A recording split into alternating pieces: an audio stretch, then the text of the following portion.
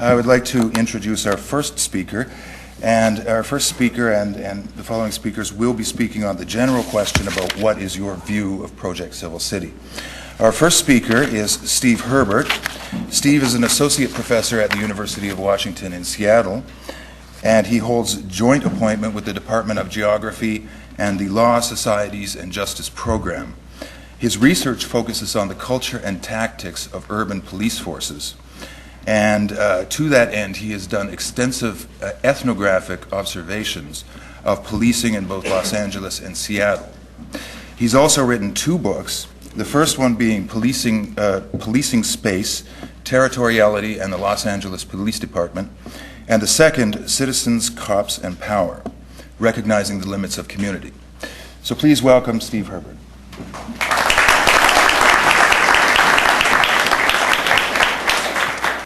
I would like to use the short time I have here at the beginning to talk about one of the ways in which efforts like Project Civil City are typically legitimated, and that's through reference to the theory of crime called broken windows and its associated variant of policing, often referred to as broken windows policing. Both of these have become common sense in American cities and have become a key linchpin for the way in which policing is done and the way in which crime is thought about. So I want to briefly explain the theory to you, what it suggests, and then give you three reasons why I would urge you to think seriously about adopting it wholesale here in Vancouver. So what does the theory suggest? This theory suggests that there's a relationship between disorder in a given place at time A and more serious crime tomorrow in that place down the road. And here's the logic by which that sequence is alleged to occur. First, there's some instance of disorder, i.e., an unrepaired broken window. This example of disorder then leads middle-class residents of a neighborhood to become fearful. Once they become fearful, then they withdraw from public space. Once they withdraw from public space, then informal social control is diminished, and once informal social control is diminished, more serious crime will emerge. So disorder today, through this sequence of steps, will result in more serious crime tomorrow. And therefore, it's important for police officers not just to focus on felony arrests, but also to focus on misdemeanor offenses engaged in by people who are considered disorderly, those people who spend a lot of time in public space, such as the homeless. So in many U.S. police departments, police officers have been encouraged to focus on these low-level quality of life offenses as a way of trying to stem disorder today as a means to reduce more serious crime tomorrow. That's the theory in a nutshell. Now, here are three quick reasons why I think you should think twice about adopting it wholesale. The first is that the theory is incorrect. Subsequent tests of the theory have shown two things. One, that disorder today does not lead to serious crime tomorrow, and that increased misdemeanor arrests today do not lead to reductions in felony crime tomorrow. So the logic of the theory has been shown through more rigorous empirical testing to be faulty.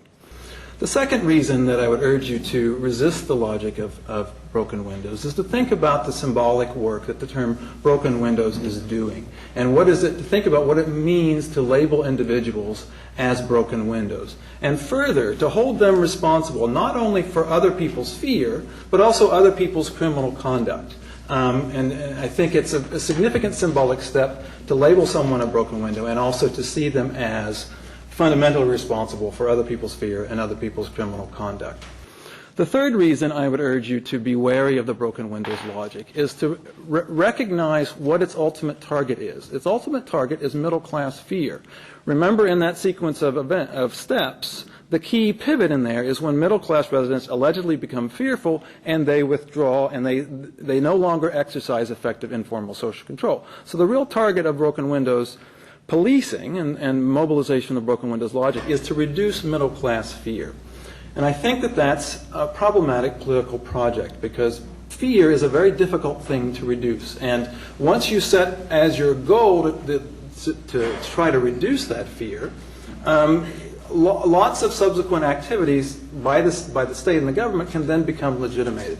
And someone who's living in George Bush's America, lots of things are happening to our civil liberties in the name of the war and terror. And so to the extent that the U.S. government is seeking to reduce fear, it's engaged in a series of projects that have, I think, problematic consequences and deserve rethinking. So to take fear as your target is a potentially problematic, is a difficult goal to achieve and can lead the government toward practices that you might wish were rethought at the beginning.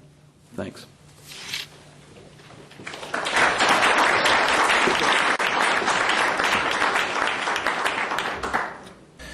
In her spare time, she's the Director of Operations of a privately owned business in Vancouver. Please welcome Cheryl Williamson-Harms.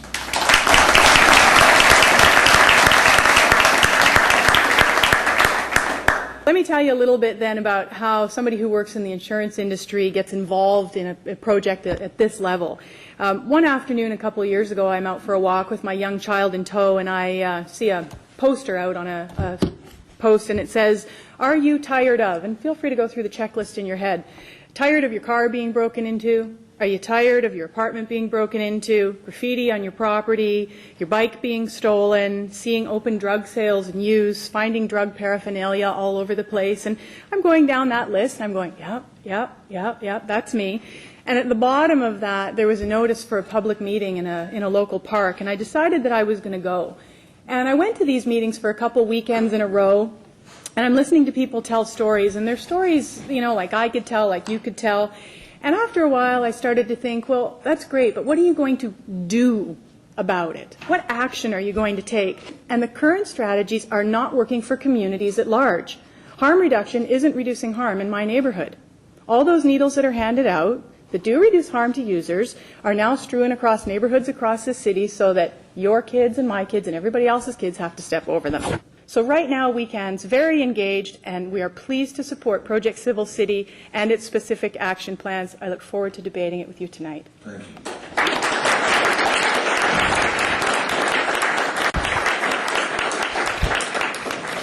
Thank you, Cheryl. Irwin is an artist and cultural planner working, living, and raising children in the downtown east side of Vancouver.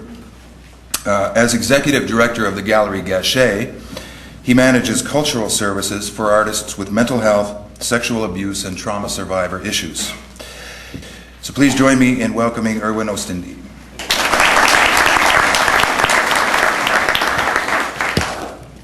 The underlining issue for me that I want to raise tonight is the fact that the community that's most impacted and most affected by these issues actually does not have much of a voice in these debates, in this question. So looking at this, I'm really interested in seeing how Project Civil City, which has some good points, how it pairs with other activities that are happening right now, including the Olympic Games. And really, it's sad, it really breeds cynicism and alienation from the civil process, the civic process, when we look at how aggressively the three levels of government worked on such things as the Squamish Highway, the RAV line, and yet the inner city inclusive commitments were really not acted on. And now that it's almost too late to actually do some substantive, really wonderful work in the neighborhood before the Olympics, we have the Civil City plan. There's definitely some good points to it, but I think we have to look at the bigger picture of how it, in a sense, it draws a line in the sand and says, okay, we're going to take care of these issues, but poverty, welfare rates, all these other things we're not going to deal with. We need housing dealt with, we need welfare rates dealt with, and those are much more impacting Project Civil City initiatives that need to be part of this package. And if they're a part of the package, then I think the entire city, my neighborhood and certainly the entire city would get behind Project Civil City.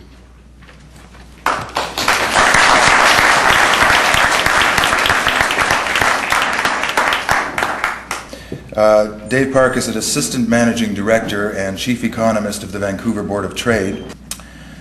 He's been chair of a variety of committees and task forces of the Board of Trade and was a director of the board for many years. Then 8 years ago, he decided to take a position that actually paid money and joined the staff of the board. So please welcome Dave Park.